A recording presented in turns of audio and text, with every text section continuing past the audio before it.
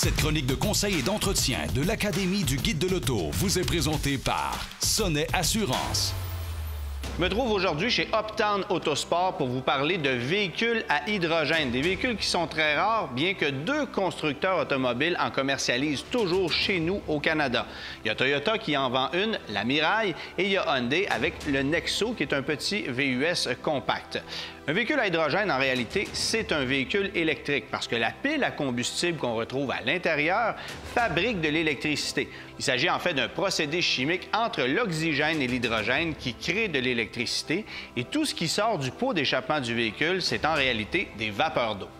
Quel est l'avantage de l'hydrogène? Bien évidemment, c'est un plein rapide, au même titre qu'un véhicule à essence. Par contre, l'hydrogène n'est pas nécessairement un gaz qui est propre, puisque ça prend beaucoup d'électricité pour fabriquer de l'hydrogène qu'on va ensuite retransformer en électricité.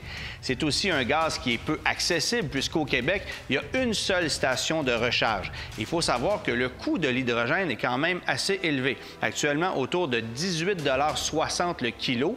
Et pour vous donner une idée, une Hyundai Nexo consomme 1,1 kg d'hydrogène par 100 km, ce qui veut dire que le rendement en termes de coût est environ de 20,50 $ par 100 km, ce qui est équivalent, voire même supérieur à une voiture à essence. On peut ainsi se demander pourquoi il y a toujours des constructeurs automobiles qui s'intéressent à l'hydrogène et qui continuent de commercialiser chez nous ce type de véhicule.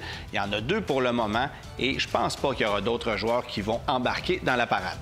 Cette chronique de conseil et d'entretien de l'Académie du Guide de l'Auto vous a été présentée par Sonnet Assurance.